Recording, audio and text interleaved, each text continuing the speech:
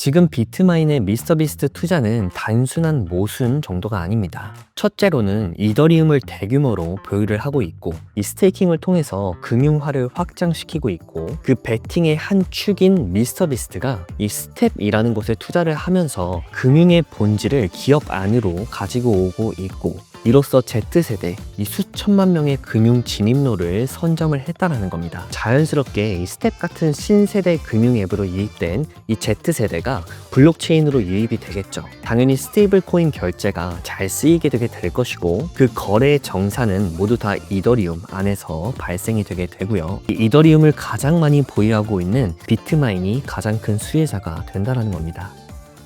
2월 9일 날 미스터 비스트가 스텝이라는 금융 앱을 인수했다는 보도가 나왔습니다. 이 소식을 두고 많은 분들이 이렇게 생각을 하고 계신 것 같은데요. 왜 갑자기 은행 앱에 투자를 했을까? 오늘 영상에서는요, 이 스텝이 어떤 회사인지를 설명하면서 그거보다 더 중요한 질문 하나를 같이 풀어보려고 합니다. 왜 비트마인이 미스터 비스트를 선택했는지, 그리고 그 선택이 앞으로 어떠한 구조적인 의미를 갖는지, 저는 개인적으로 톰리는 미스터 비스트의 이런 행보를 이미 알고 있었을 가능성이 꽤 높다고 보고 있어요.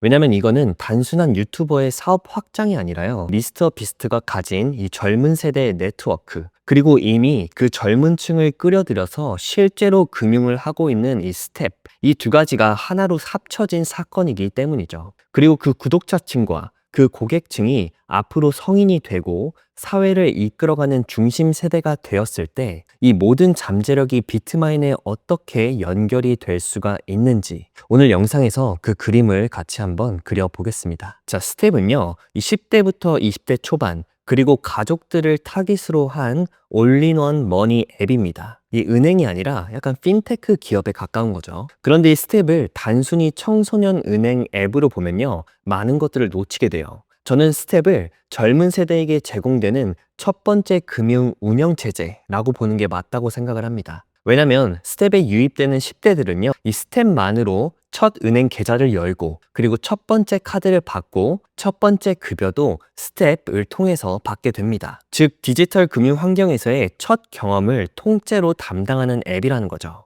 그렇다면 왜 첫 경험이 그렇게 중요할까요? 이유는 단순해요. 처음 형성된 습관은 잘 바뀌지 않기 때문이죠. 자, 한번 잘 생각을 해보세요. 저희 조부모님 세대에서는요, 이 애플페이나 삼성페이 같은 더 편리한 기술이 있어도 여전히 은행 가서 현금을 뽑아 쓰시잖아요. 그게 바로 습관입니다. 사람은 한번 정착된 행동 방식을 웬만해서는 잘 바꾸지 않아요. 물론 지금 저희 세대들은요, 이 새 기술을 접하는 습득력이 많이 빨라지기는 했죠. 20대, 30대, 40대 분들도 이 새 기술에 굉장히 빠르게 적응을 해냅니다. 우리가 애플페이나 카카오페이, 그리고 미국에서는 이 젤이라고 하는 거나 벤모라고 하는 게 이제는 너무나도 자연스럽게 사용이 되고 있죠. 그런데 스텝은요, 이들보다 훨씬 더 이른 단계, 즉 10대를 공략합니다. 이 애플페이가 결제 환경을 완전히 바꿔내기 전에, 그리고 이 카카오페이가 어른들의 금융 시스템을 바꾸기 전에 스텝은 아예 그 첫 금융 사용자부터 잡겠다는 거예요. 그래서 이 스텝의 웹사이트를 보면요, 첫 화면에 나오는 게 바로 이 스텝의 사용자가 나오는데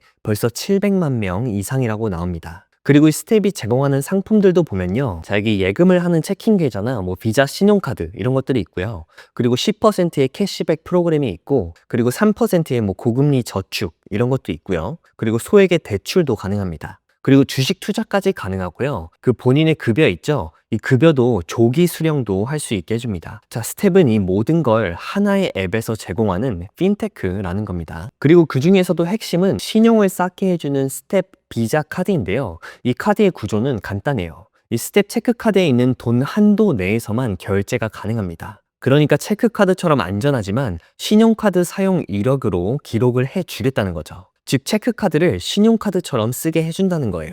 왜 이렇게 만들었을까요? 이 10대들이 빚을 지면서 신용을 쌓게 하고 싶은 게 아니라 부채 없이 건전한 신용 이력을 먼저 만들어주게 하려는 겁니다. 제가 미국에 오래 살면서 느낀 게, 이 미국에서는 크레딧 스코어, 즉 신용 점수가 정말 중요하거든요. 미국에서는 내가 얼마를 가지고 있냐보다 내 신용 점수가 얼마나 좋냐가 더 중요하다고 말할 정도로 이 신용 점수는 정말 중요합니다. 우리가 집이나 차를 살 때, 아니면 대출을 하거나 신용카드를 만들 때도요, 전부 다 이 신용 점수로 갈리게 돼요. 저는 개인적으로 이 신용카드를 그 미래소득을 끌여다가 쓰는, 즉 빚으로 구매를 하는 거라고 생각을 해가지고 이 신용카드를 엄청나게 싫어해서 제가 30살이 넘게까지 체크카드만 썼었는데, 그 결과 제가 집을 살 때도 뭐 차를 살 때도 제 이름으로는요 대출이 안 나오더라고요.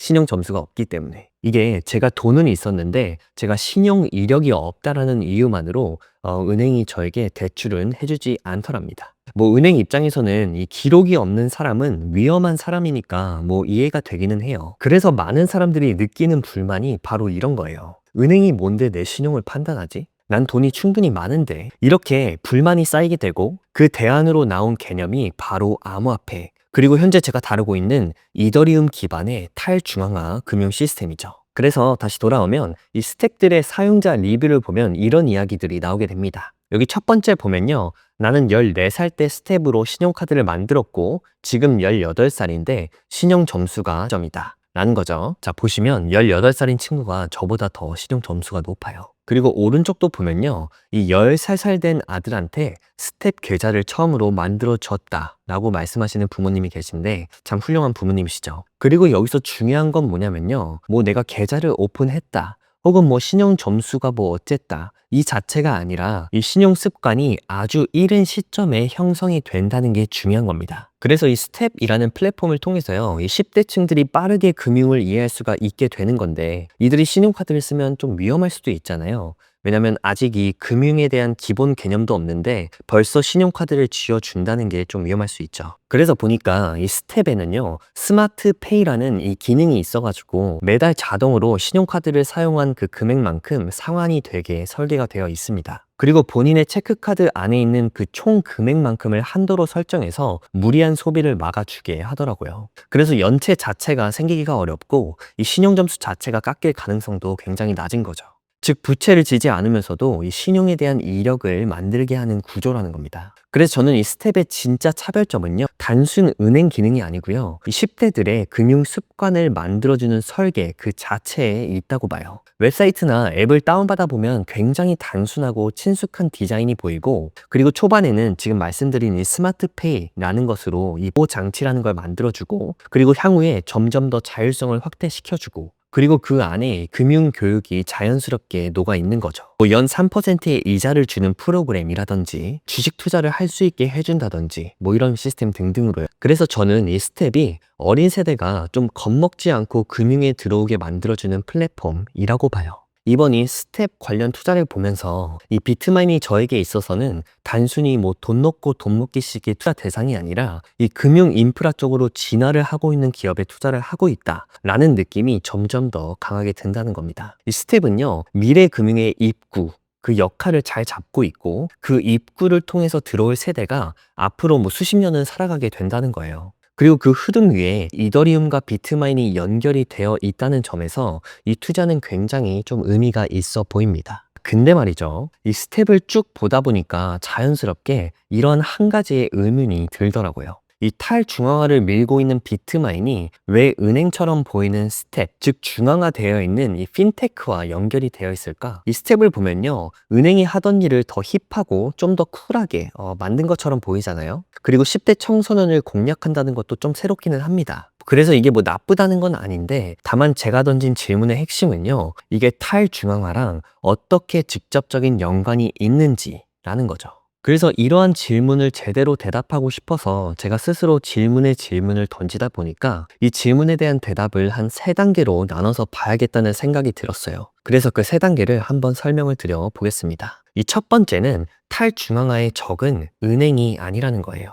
먼저 이거를 분명히 이해를 해야 되는데요, 우리가 탈중앙화로 부수려고 하는 건 은행 그 자체가 아닙니다. 우리가 월가를 무너뜨리고 싶은 게 아니라는 거죠. 대신 우리가 재건하고 싶은 건 바로 이건데요, 일단 느린 결제 인프라, 그리고 국경으로 단절된 금융망, 그리고 너무 많은 중개자와 불투명한 정산 구조에 있는 거고요. 그리고 마지막으로는 접근권을 독점한 기존의 금융 시스템, 즉 이 타겟은 은행이 아니라요, 은행이 오랜 시간 독점해왔던 이 금융 레일이라는 겁니다. 그리고 둘째는 이 스텝은 은행이 아니라 온램프라는 겁니다. 온램프라는 건 간단히 말해서 돈과 사용자를 기존의 금융에서 새 금융 시스템으로 들여보내는 관문이라고 할 수가 있겠죠. 자, 겉으로 보면 이 스텝은요, 10대 친화적인 은행처럼 보이기는 합니다. 하지만 팩트로 보면 스텝 자체는 이 라이센스를 가진 은행이 아니에요. 이 스텝에 유입되는 실제 돈은 이 이볼브 뱅크라는 정식 은행에 보관이 되고요.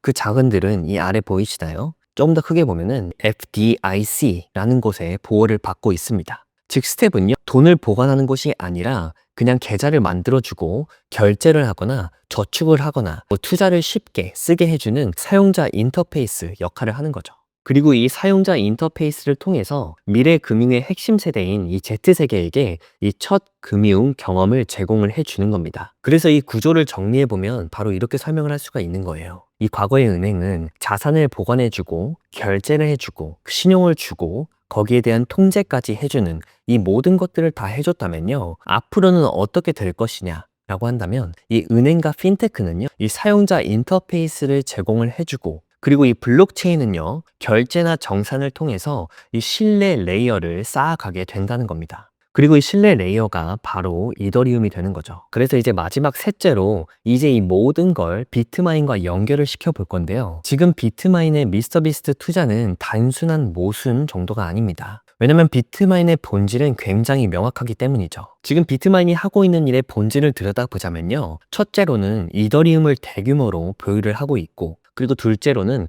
이 스테이킹을 통해서 금융화를 확장시키고 있고, 그리고 셋째로는요, 미래금융의 정산 레이어라는 곳에 베팅을 하고 있고요. 그리고 넷째로는 그 베팅의 한 축인 미스터비스트가 이 스텝이라는 곳에 투자를 하면서 금융의 본질을 기업 안으로 가지고 오고 있고, 그리고 마지막 다섯 번째로는 이로써 Z세대, 이 수천만 명의 금융 진입로를 선점을 했다라는 겁니다. 즉, 금융의 입구를 장악하고 있는 거예요. 그래서 앞으로 지금의 기존 금융이 새 금융으로 옮겨오게 되면서 어떠한 현상이 예상이 되냐면요. 첫째로는 자연스럽게 이 스텝 같은 신세대 금융 앱으로 유입된 이 Z세대가 블록체인으로 유입이 되겠죠. 그리고 둘째로는 당연히 스테이블 코인 결제가 잘 쓰이게 되게 될 것이고, 그리고 셋째로는 그 거래의 정산은 모두 다 이더리움 안에서 발생이 되게 되고요. 그리고 마지막으로 이 이더리움을 가장 많이 보유하고 있는 이 비트마인이 가장 큰 수혜자가 된다는 겁니다. 그래서 이번 미스터비스트의 이 스텝 투자는요, 단순히 은행 앱에 투자를 한 게 아니고요, 이 은행을 거쳐서 들어올 탈중앙화 금융 수요에 투자한 거라고 봐야 되는 거예요. 우리가 생각을 해보면 우리가 경험했던 모든 탈중앙화적인 혁신은요,